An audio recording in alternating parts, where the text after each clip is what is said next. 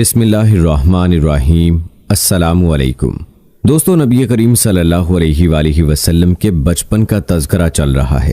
یاد رہے کہ حضرت عبد المطلب کے انتقال کے بعد نبی کریم صلی اللہ علیہ وآلہ وسلم کی پرورش کا ذمہ آپ کے چچا ابو طالب کے ذمے آیا، اور آپ کو بھی اپنے بھتیجے سے حد درجہ کی محبت تھی۔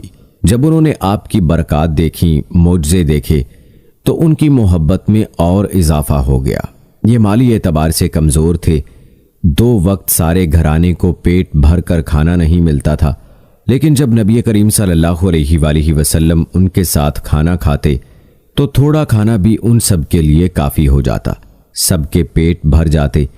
اسی لیے جب دوپہر یا رات کے کھانے کا وقت ہوتا تو سب دسترخوان پر بیٹھتے تو ابو طالب ان سے کہتے، ابھی کھانا شروع نہ کرو، میرا بیٹا آ جائے پھر شروع کرنا۔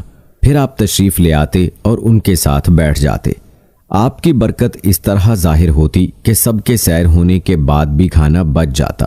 اگر دودھ ہوتا تو پہلے نبی کریم صلی اللہ علیہ وآلہ وسلم کو پینے کے لیے دیا جاتا، پھر ابو طالب کے بیٹے پیتے، یہاں تک کہ ایک ہی پیالے سے سب کے سب دودھ پی لیتے، خوب سیر ہو جاتے اور دودھ پھر بھی بچ جاتا۔ ابو طالب کے لیے ایک تکیہ رکھا رہتا تھا، وہ اس سے ٹیک لگا کر بیٹھتے تھے۔ رسول اللہ صلی اللہ علیہ وآلہ وسلم تشریف لاتے تو آ کر سیدھے اس تکیے کے ساتھ بیٹھ جاتے۔ یہ دیکھ کر ابو طالب کہتے، میرے بیٹے کو اپنے بلند مرتبے کا احساس ہے۔ ایک بار مکہ میں قحط پڑ گیا، بارش بالکل نہ ہوئی۔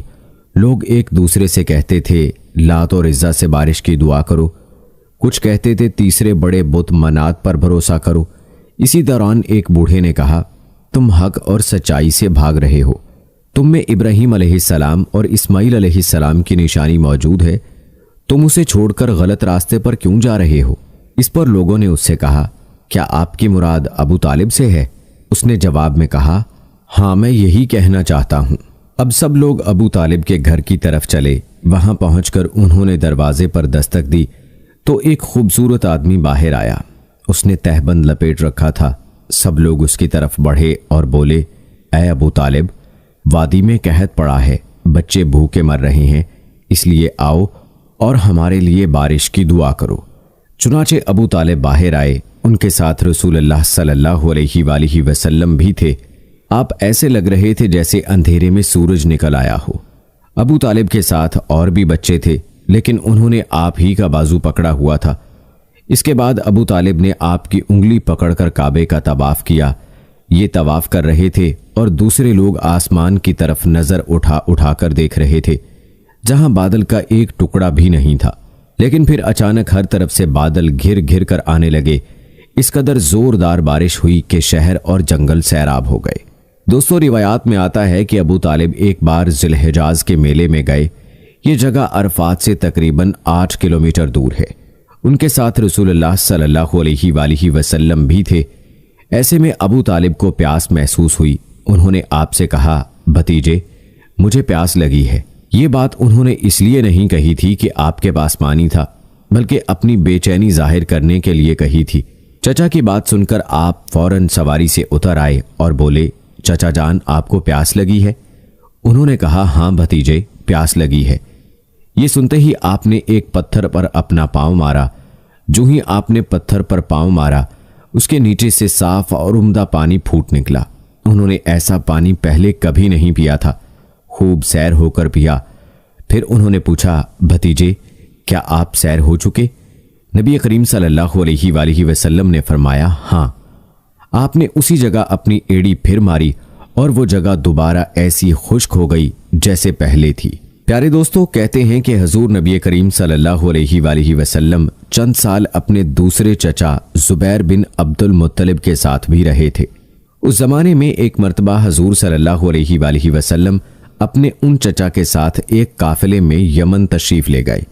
راستے میں ایک وادی سے گزر ہوا۔ اس وادی میں ایک سرکش اونٹ رہتا تھا، گزرنے والوں کا راستہ روک لیتا تھا، مگر جو ہی اس نے نبی کریم صلی اللہ علیہ وآلہ وسلم کو دیکھا تو فوراً بیٹھ گیا اور زمین سے اپنی چھاتی رگڑنے لگا۔ آپ صلی اللہ علیہ وآلہ وسلم اپنے اونٹ سے اتر کر اس پر سوار ہو گئے۔ اب وہ اونٹ آپ کو لے کر چلا اور وادی کے پار تک لے گیا۔ اس کے بعد آپ نے اس اونٹ کو چھوڑ دیا۔ روایات کے مطابق یہ قافلہ جب سفر سے واپس لوٹا تو ایک ایسی وادی سے اس کا گزر ہوا جو طوفانی پانی سے بھری ہوئی تھی۔ پانی موجیں مار رہا تھا۔ یہ دیکھ کر آپ نے قافلے والوں سے فرمایا، میرے پیچھے پیچھے آؤ۔ پھر آپ اطمینان سے وادی میں داخل ہو گئے۔ باقی لوگ بھی آپ کے پیچھے تھے۔ اللہ تعالیٰ نے اپنی قدرت سے پانی خشک کر دیا اور آپ پورے قافلے کو لیے پار ہو گئے۔ قافلہ مکہ پہنچا تو لوگوں نے یہ حیرت ناک واقعات بیان کیے۔ لوگ سن کر بول اٹھے، اس لڑکے کی تو کچھ شان ہی نرالی ہے۔ ابن ہشام لکھتے ہیں، بنو لہب کا ایک شخص بہت بڑا قیافہ شناس تھا، یعنی لوگوں کی شکل و صورت دیکھ کر ان کے حالات اور مستقبل کے بارے میں اندازہ لگایا کرتا تھا۔ مکہ آتا تو لوگ اپنے بچوں کو اس کے پاس لاتے اور وہ انہیں دیکھ دیکھ کر ان کے بارے میں بتاتا تھا۔ ایک بار یہ آیا تو ابو طالب آپ کو بھی اس کے پاس لے گئے اور اس وقت آپ ابھی نوعمر لڑکے ہی تھے۔ قیافہ شناس نے آپ کو ایک نظر دیکھا، پھر دوسرے بچوں کو دیکھنے لگا۔ فارغ ہونے کے بعد اس نے کہا، اس لڑکے کو میرے پاس لاؤ۔ ابو طالب نے یہ بات محسوس کر لی تھی کہ قیافہ شناس نے ان کے بھتیجے کو عجیب نظروں سے دیکھا ہے، لہٰذا وہ آپ کو لے کر وہاں سے نکل آئے تھے۔ جب قیافہ شناس کو معلوم ہوا کہ آپ وہاں موجود نہیں ہیں تو وہ چیخنے لگا، تمہارا برا ہو، اس لڑکے کو میرے پاس لاؤ جسے میں نے ابھی دیکھا ہے۔ اللہ کی قسم وہ بڑی شان والا ہے۔ کہتے ہیں کہ ابو طالب نے نکلتے ہوئے اس کے یہ الفاظ سن لیے تھے۔ پیارے دوستو، کتب میں آپ صلی اللہ علیہ وآلہ وسلم کی شان کے حوالے سے ایک عجیب واقعہ نقل ہوا جو آپ صلی اللہ علیہ وآلہ وسلم کے شام کے سفر کے حوالے سے ہے۔ کہتے ہیں ابو طالب نے تجارت کی غرض سے شام جانے کا ارادہ کیا تو نبی کریم صلی اللہ علیہ وآلہ وسلم نے بھی ساتھ جانے کا شوق ظاہر فرمایا۔ بعض روایات میں آیا ہے کہ آپ نے جانے کے لیے خاص طور پر فرمائش کی۔ ابو طالب نے آپ کا شوق دیکھ کر کہا، اللہ کی قسم میں اسے ساتھ ضرور لے جاؤں گا، نہ یہ کبھی مجھ سے جدا ہو سکتا ہے نہ میں اسے کبھی اپنے سے جدا کر سکتا ہوں۔ ایک روایت میں یوں آیا ہے، آپ نے ابو طالب کی اونٹنی کی لگام پکڑی اور فرمایا، چچا جان آپ مجھے کس کے پاس چھوڑے جا رہے ہیں؟ میری نہ ماں ہے نہ باپ۔ اس وقت آپ کی عمر مبارک 9 سال تھی۔ آخر ابو طالب آپ کو ساتھ لے کر روانہ ہوئے، آپ کو اپنی اونٹنی پر بٹھایا۔ راستے میں عیسائیوں کی ایک عبادت گاہ کے پاس ٹھہرے۔ خانقاہ کے راہب نے نبی کریم صلی اللہ علیہ وآلہ وسلم کو دیکھا تو چونک اٹھا۔ اس نے ابو طالب سے پوچھا، یہ لڑکا تمہارا کون ہے؟ انہوں نے جواب دیا، یہ میرا بیٹا ہے۔ یہ سن کر راہب نے کہا، یہ تمہارا بیٹا نہیں ہو سکتا۔ یہ سن کر ابو طالب بہت حیران ہوئے اور بولے، کیا مطلب؟ یہ کیوں میرا بیٹا نہیں ہو سکتا بھلا؟ اس نے کہا، یہ ممکن ہی نہیں کہ اس لڑکے کا باپ زندہ ہو، یہ نبی ہے۔ مطلب یہ تھا کہ ان میں جو نشانیاں ہیں وہ دنیا کے آخری نبی کی ہیں، اور ان کی ایک علامت یہ ہے کہ وہ یتیم ہوں گے۔ ان کے باپ کا انتقال اسی زمانے میں ہو جائے گا جبکہ وہ ابھی پیدا ہونے والے ہوں گے۔ اس لڑکے میں آنے والے نبی کی تمام علامات موجود ہیں۔ ان کی ایک نشانی یہ ہے کہ بچپن میں ان کی والدہ کا بھی انتقال ہو جائے گا۔ ابو طالب نے اس راہب سے پوچھا، نبی کیا ہوتا ہے؟ راہب نے کہا، نبی وہ ہوتا ہے جس کے پاس آسمان سے خبریں آتی ہیں اور پھر وہ زمین والوں کو ان کی اطلاع دیتا ہے۔ تم یہودیوں سے اس لڑکے کی حفاظت کرنا۔ دوستو کہتے ہیں کہ اس کے بعد ابو طالب وہاں سے آگے روانہ ہوئے۔ راستے میں ایک اور راہب کے پاس ٹھہرے۔ یہ بھی ایک خانقاہ کا عابد تھا۔ اس کی نظر بھی نبی کریم صلی اللہ علیہ وآلہ وسلم پر پڑی تو یہی پوچھا، یہ لڑکا تمہارا کیا لگتا ہے؟ ابو طالب نے اس سے بھی یہی کہا، یہ میرا بیٹا ہے۔ راہب یہ سن کر بولا، یہ تمہارا بیٹا نہیں ہو سکتا، اس کا باپ زندہ ہو ہی نہیں سکتا۔ ابو طالب نے پوچھا، وہ کیوں؟ راہب نے جواب میں کہا، اس لیے کہ اس کا چہرہ نبی کا چہرہ ہے، اس کی آنکھیں ایک نبی کی آنکھیں ہیں، یعنی اس نبی جیسی جو آخری امت کے لیے بھیجے جانے والے ہیں۔ ان کی علامات پرانی آسمانی کتابوں میں موجود ہیں۔ دوستو روایات کے مطابق یہ قافلہ یہاں سے بھی روانہ ہو کر بصرہ پہنچا۔ یہاں بحیرہ نام کا ایک راہب اپنی خانقاہ میں رہتا تھا۔ اس کا اصل نام جرجیس تھا، بحیرہ اس کا لقب تھا۔ وہ بہت زبردست عالم تھا۔ حضرت عیسیٰ علیہ السلام کے زمانے سے اس خانقاہ کا راہب نسل در نسل یہ عالم فاضل خاندان ہی چلا آ رہا تھا۔ اس طرح اس زمانے میں ان کا سب سے بڑا عالم بحیرہ ہی تھا۔ قریش کے لوگ اکثر بحیرہ کے پاس سے گزرا کرتے تھے۔ मगर उसने कभी उनसे कोई बात नहीं की थी। मगर इस बार उसने काफिले में आपको देख लिया तो पूरे काफिले के लिए खाना तैयार करवाया। बहीरा ने यह मंजर भी देखा कि नबी करीम सल्लल्लाहु अलैहि वसल्लम पर एक बदली साया किए हुए थी। जब ये काफिला एक दरख्त के नीचे आकर ठहरा तो उसने बदली की तरफ देखा। वो अब उस दरख्त पर साया डाल रही थी और उस दरख्त की शाखें उस तरफ झुक गई थीं जिधर नबी करीम सल्लल्लाहु अलैहि वसल्लम मौजूद थे। उसने देखा बहुत सी शाखों ने आपके ऊपर जमघटा सा कर लिया था। असल में हुआ यह था, जब नबी करीम सल्लल्लाहु अलैहि वसल्लम उस दरख्त के पास पहुंचे तो काफिले के लोग पहले ही सायादार जगह पर कब्जा कर चुके थे। अब आपके लिए कोई सायादार जगह नहीं बची थी। चुनाचे आप जब धूप में बैठे तो शाखों ने अपना रुख तब्दील कर लिया और आपके ऊपर जमा हो गईं। इस तरह आप मुकम्मल तौर पर साए में हो गए। बहीरा ने यह मंजर साफ देखा था। आपकी ये निशानी देखकर उसने काफिले वालों को पैगाम भिजवाया, ऐ कुरैशियों, मैंने आप लोगों के लिए खाना तैयार करवाया है। मेरी ख्वाहिश है कि आप तमाम लोग खाना खाने आएं, यानी बच्चे, बूढ़े और गुलाम सब आएं। बहीरा का ये पैगाम सुनकर काफिले में से एक ने कहा, ऐ बहीरा, आज तो आप नया काम कर रहे हैं। हम तो अक्सर इस रास्ते से गुजरते हैं, आपने कभी दावत का इंतजाम नहीं किया, फिर आज क्या बात है?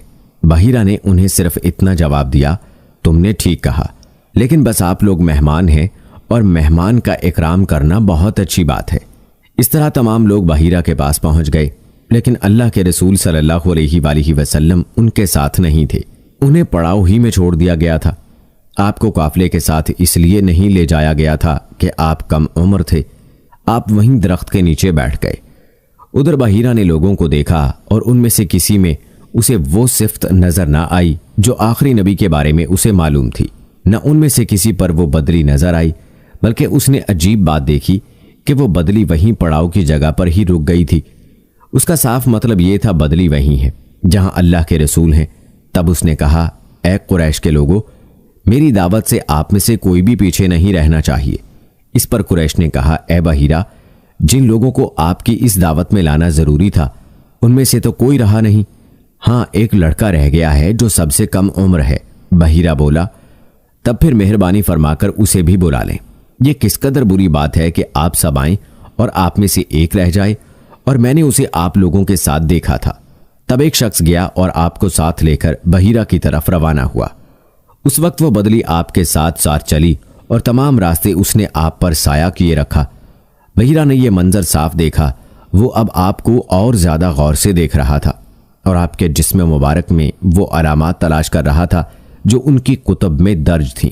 जब लोग खाना खा चुके और इधर उधर हो गए, तब बहीरा आपके पास आया और बोला, मैं लात और इज्जा के नाम पर आपसे चंद बातें पूछना चाहता हूं।